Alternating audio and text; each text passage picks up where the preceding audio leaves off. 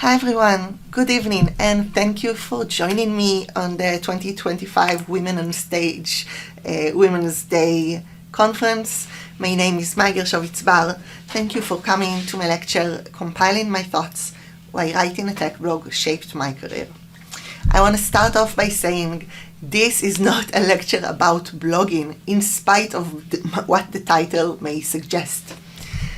This is a lecture about core skills. All of those skills unfairly termed as soft skills in our industry, and I'm gonna get into it heavily as the lecture goes on. But for starters, I want to tell you a little bit about myself. So my name is Gershvitz. I've been an engineer for a little bit more than 12 years. I'm currently a senior engineer at Unity. For the past 7 years, I've been writing my blog, Maya's Algorithms, or in Hebrew, since it's a Hebrew tech blog, it's called Maya כותבת אלגוריתמים, Maya writes algorithms. And I am also an engineering interviews coach and mentor. I've helped many engineers along the years to excel and shine in their tech interviews, using mainly the kind of skills I'm going to talk about today in this lecture.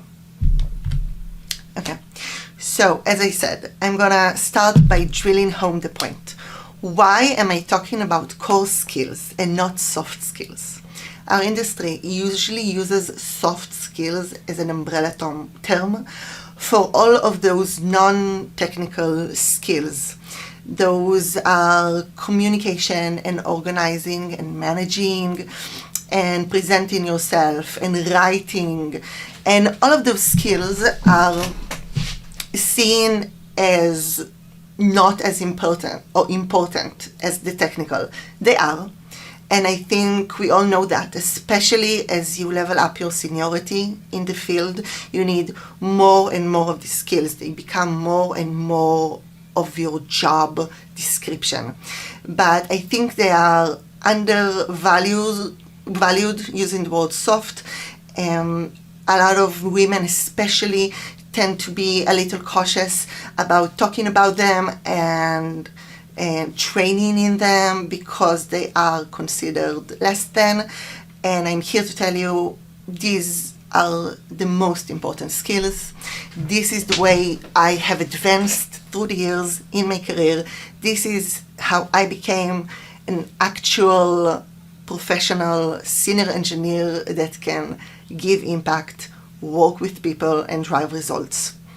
The skills that I'm going to specifically tackle today are communication, confidence, and feedback, giving it as well as receiving it.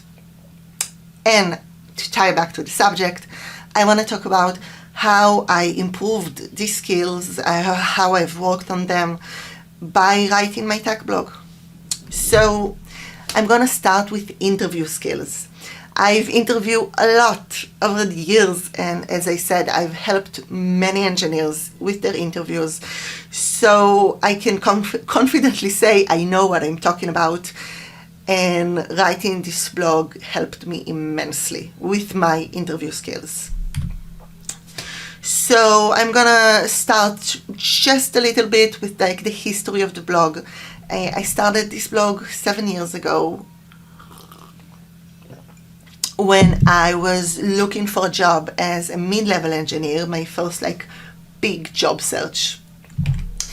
And I was discovering, like many of us do, that interview skills are not the same as job skills.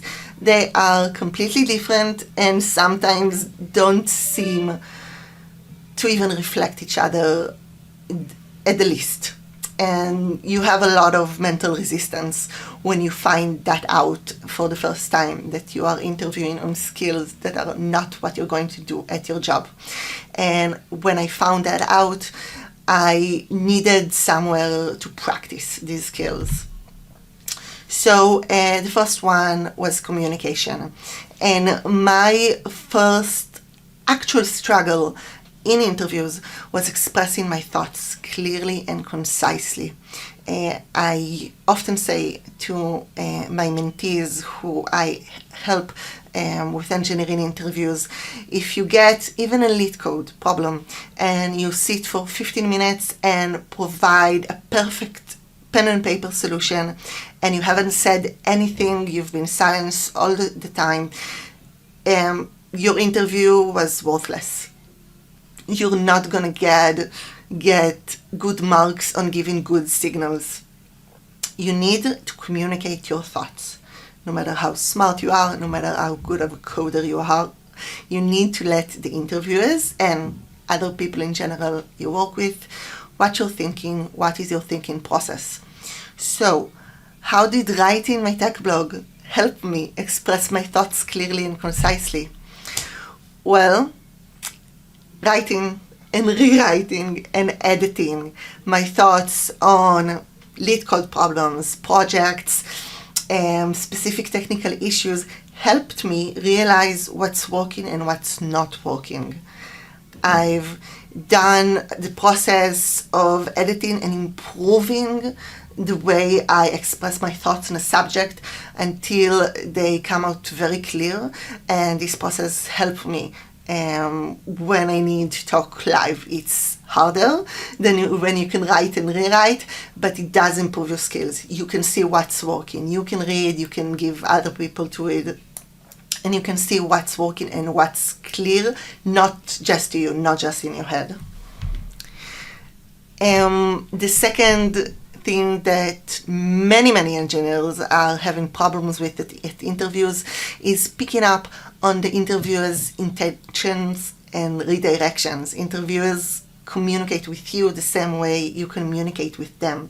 They give you signals. They try to redirect you. I'm a firm believer that interviewers want interviewees to succeed and give the best show they can under the circumstances. So a lot of time they redirect you, and a lot of interviewees are sort of deaf and blind to those signals. So by dealing with reader feedback, I've learned to really listen and not shut myself off to feedback, because feedback on the internet can be tough. I'm going to touch on that, but it can be very positive. And when you get constructive criticism, you learn to parse it, to listen to it, and to see where the giver tries to redirect you. Externalize your thinking process. So, as I said, thinking just in your mind is bad. Thinking out loud or thinking and then saying what you thought is good. Well, this is simply learned by the act of writing and publishing. I think it's really hard. It's a real barrier for a lot of people, the writing and the publishing of your thoughts on the internet, of your conclusions. There's a lot of embarrassment and shame about not being correct and not being perfect, which is the same kind of thing that happens in an interview. You think that if you're silent and if you're not saying what you're thinking, you can't be wrong.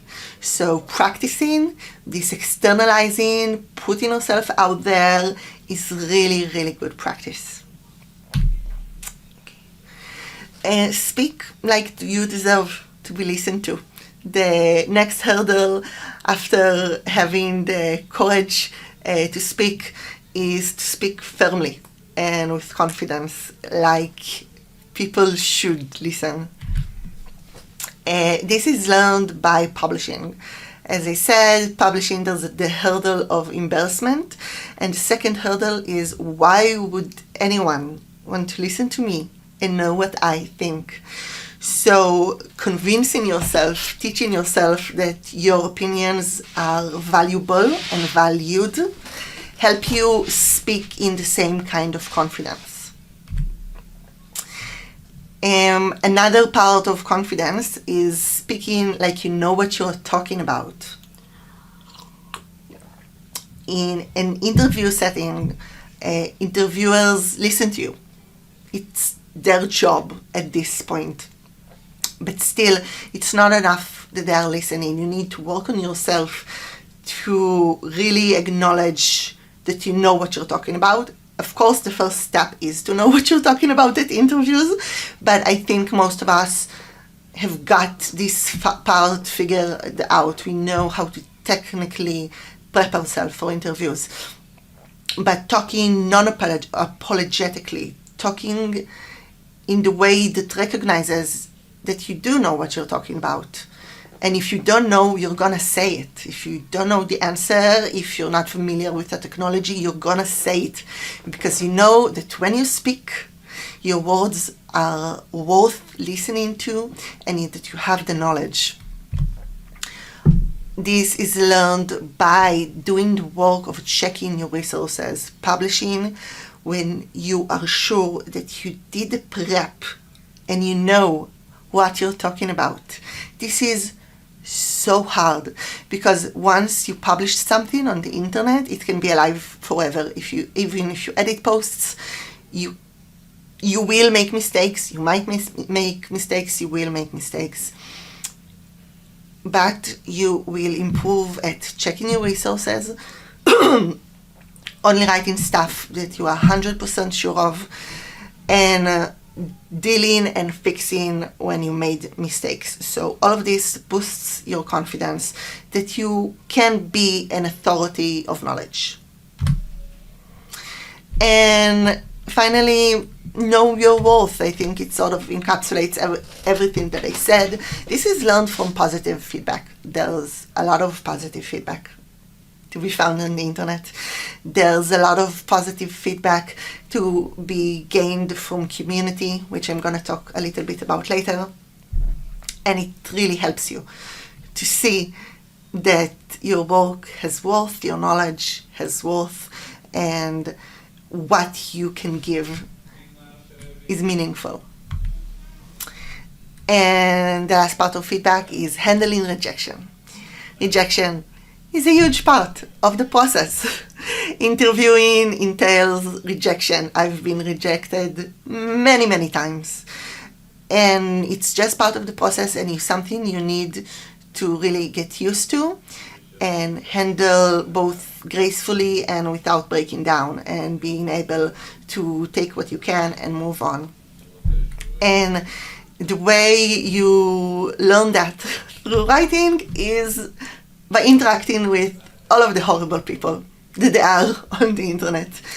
My reach is not extremely huge since it's a Hebrew tech blog, but at sometimes my posts went a little viral and breached the walls of my little community and reached some not so nice people, and I have gotten some horrible feedback over the years.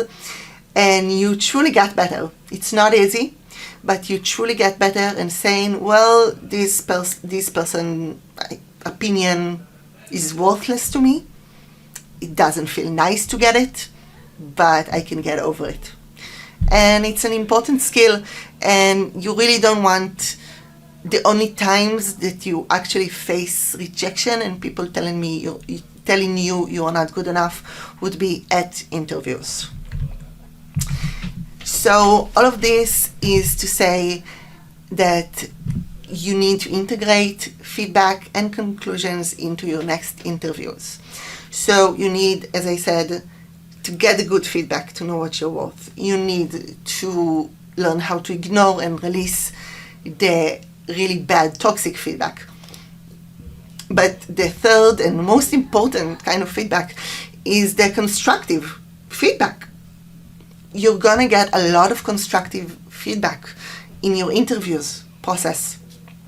It usually won't be from the interviewers themselves. This is a little hard. You can get lucky and get constructive feedback from your interviewers, but you can get a lot of feedback from mock interviews, which I've also experienced and discovered can be really difficult for a lot of people to get honest and not completely positive feedback on mock interviews, which is the purpose of it. And you learn how to integrate your failures and your successes and this constructive feedback into your next interview and improve yourself. This is the process, and this is really how you end up getting a job. And this is, of course, learned by receiving constructive criticism from your community. Something I suggest to everyone who's writing tech blogs, especially when you start out, but even after years of doing it, I still do it, is before publishing, giving your work to some people that you trust, some people who have the proper skills that can give you constructive criticism and suggestions on your work. It would always make your posts better, and you will learn to deal with the non-positive feedback and integrate it and really take it and growing from it. So, as a conclusion to the interview skills as learned by tech blogging section, sorry,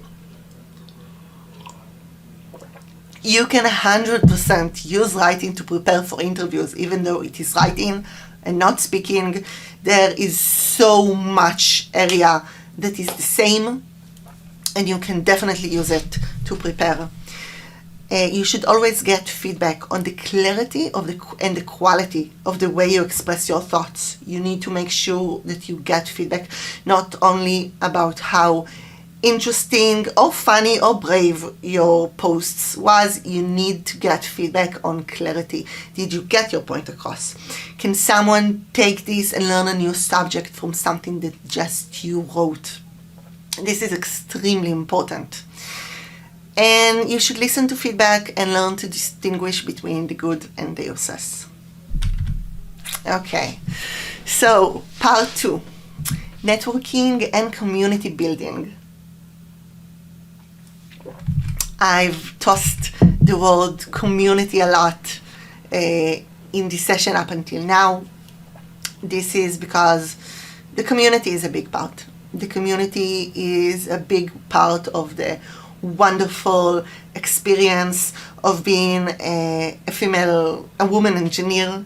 In Israel, at least, we have the bot community, we have these women on stage, and I think what first gave me the courage to write, and second gave me a lot of my audience and a lot of my feedback. So, networking and community building. First point, I hate networking. I'm not good at it at all. I'm socially awkward. I'm so socially inept. I have a lot of problems speaking to people directly in social event. You would usually find me at the corner blending with the wall. And having said that, networking is really important. Is what gets you jobs. It's what gets you companions and partners to talk and to learn with, and it's what builds your connections and community. I think networking sort of has a bad rap for just being this kind of cynical tool to get what you need from people, but after a few years in the industry, you learn that networking is any way that you communicate with people, which I'm gonna delve into, and it's the community you build around you of people you can reach out to and people you can help them with their struggles, and just people who are there for you and with you along the way. Not being close friends, but a work community. So, how does writing a blog help you grow and create this community about you? Well, first thing first, you need to write about stuff that interests you. It shines through. I know it's hard because you have this feeling that, well, there's a lot of struggles that people have with writing. There's why would anyone listen to me? Why would anyone think what I have to say is interesting? But there's also the feeling that you need to write about the most technical thing, the most difficult thing. You need to write about something new that no one has ever written about. That's a big one that I hear a lot. And that's false, all of that. You need to write about what interests you. If you write about stuff that interests you, it shines through your writing, and B, it helps you connect with other engineers that are interested in the same areas. This is how communities are born on the internet, from common interests. Sorry. Okay. The second thing you want to write about is common struggles. You need to write about what you find difficult in this job. Little things, big things. I once wrote a very useful to a lot of people post about doing SSH tunneling, because it's something that took me 3 days to understand how to do. And I said, well, now that I've succeeded, I'm going to write a blog about it. And many people told me that it helped them because they needed to do the same thing, and it was a common struggle. This writing help others that are facing the same issues as you are, and you can get help from experienced engineers even if you don't have the solution. If you have an initial or partial solution, you can get help, and that's how you build communities. So here I posted examples from some of the posts which are the most successful, most viral posts in my blog. And they all have to do with some of the biggest struggles that I faced and many of us faced as engineers. The right one, the pink one, is how to handle tech interviews after being fired from a previous job. I think many of us can relate. The second one is how to navigate and raise boundaries in your career while balancing the want and need to get ahead, but still saving yourself from not smart choices. And the third one is about how I completed my science computers degree while working almost full time. And I think this thing of balancing your schoolwork, your degree with work is a really hard issue for a lot of people, especially in Israel. So all of these were really big struggles for me, and I wrote the posts as sort of post-mortems about the process and how I handled everything and what helped me. And many people told me they found them very, very useful and very helpful for dealing with the same issues. So, in conclusion, you need to create your community around shared experiences, interests and struggles, and day-to-day.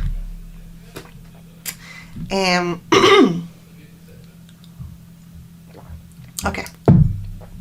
Third part, the process. What is the process? Well, when I refer to the process, I'm referring to trying, failing, learning, improving, and sharing. It's true for tech writing, it's true for our career, and it's true for basically our entire lives. So, how does writing make you better at this process? Sorry? As I said, I'm socially awkward. I'm not used to speaking. Well, one of the best things writing did for me is to stop being afraid of being wrong. You're gonna be wrong. You're gonna experience that. The only way to never be wrong is to never do anything, never say anything, just be completely silent. And that is not a good way to do that. It's better to speak up. It's better to do and be wrong and being told that you're wrong and fixing and continuing. And this is learned by making and fixing mistakes in your blog. It's gonna happen a lot. And it's good. It's really, really good that it would happen, because it would help you get used to it, and it would help you realize that it's not the end of the world. The second thing I think is a huge thing that helped me with this improving and failing and retrying process is learning that done is better than perfect. These are words to live by, and I remind them all of the time to myself and to other people and to all of my mentees.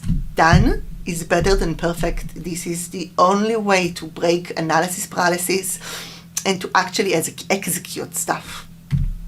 And this is learned from publishing imperfect posts and seeing it's always better than nothing.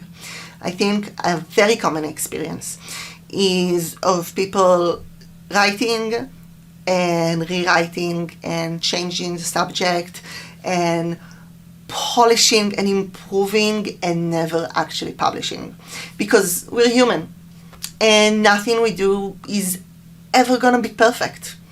And if we keep waiting for perfection, we never gonna publish any post, and we're never gonna execute any design, any technical design, and we're just gonna be stuck. This is called analysis paralysis. So by publishing non-perfect posts, seeing it's not the end of the world, and starting to publish a lot of those, you can see that A, you can fix and improve. B, they're always less terrible than what you think, and they are usually helpful to a lot of people. C, it's okay to be imperfect. And D, it's always better to do what you want than to be stuck waiting to be perfect. Breakthrough analysis paralysis. So as I said before, done is better than perfect is one way you break through analysis paralysis. The other way you do it is with the day-to-day technicalities of writing a blog. You need to choose subjects, and you can't wait for the perfect subjects. You need to stop a project before it's perfect, because your project would never be perfect. You'll do something, it's going to be an MVP, it's going to be good enough, it's going to have bugs, and you need to stop and publish and go to your next project. And publishing in parts, which is something I really love doing, and I do a lot, where it is, if you have a big subject for your post and you start writing, and you write and you write, and you see the page racking up, and you see that the end is nowhere in sight, and you start to think, oh my God, this is such a big undertaking, I'm never gonna finish this. And what I say to this is publish in parts. Write the first part, make sure it's good, publish it, then write the second part. And there might be a big gap between those parts. You might, as I did, never publish the next parts, but you will publish something, you would start the process. Also, publishing some parts help you get the motivation you need to continue and finish. So this is a really, really huge part of the process. One of the things I always make sure I do at my blog is write about this process. What do I mean by writing about this process? My posts are never about see this shiny, perfect thing that I've done. Look at it. It's so awesome. It's so perfect. This is what it looks like. This is what it can do. It's never about that. And I don't think that's bad. I think this has its merits, but it's not my style, and it's not what interests me. So what is interesting to me? What is interesting to me is to write about how I've learned something, how I've made a mistake and fixed it, how I've tried something and it worked, but it wasn't good enough, so I tried something else and it didn't work, so I talked to some people and got another solution. I have 3 examples here. Again, in Hebrew, the right one is the second part, as I said, parts of my of a game that I did, and I published the first part of how I will implement this game, and I got a lot of responses saying, well, that's nice, but what would you do if there are duplicates? You haven't handled this edge case. And instead of saying, yeah, well, it's an edge case, it doesn't matter, it's not that, I said, oh my God, how silly of me, I completely overlooked that edge case. And I've written another post about how I found out about it, why I missed it at first, and how to handle it. And it was a great learning experience.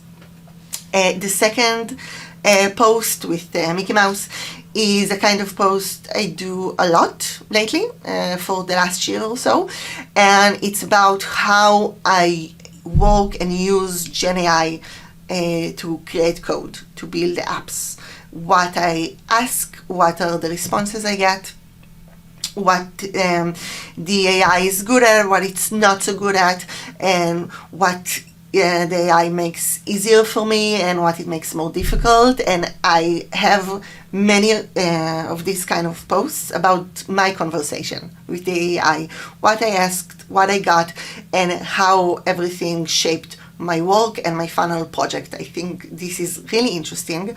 I'm a firm believer that the direction we are going towards as engineers is working with AI and letting the AI work for us, and being more on the side of checking and defining and designing and modifying than in the area of writing actually low-level code. So I find this entire process very interesting. The last one is my improved Sudoku. This is very similar to the first one. I did a Sudoku algorithm. It had some bugs, I think, or either, no, it wasn't bugs, it just was very inefficient. And I chose, again, not to rewrite the original post, but to write a second post.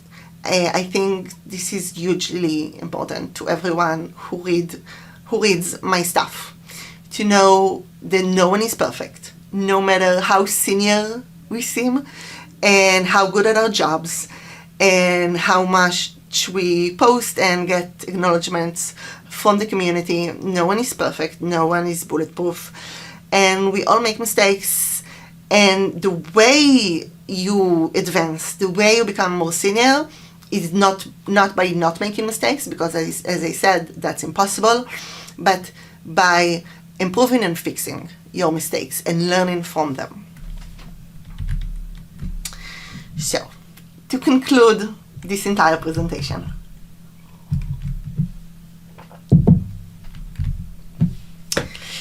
tech blogging is a microcosm, letting you practice all of these important skills. This is a relatively safe, relatively contained environment. I'm saying it's safe not because you won't be open and impacted by people on the internet. It's not safe from that perspective, but it doesn't affect your livelihood, your job.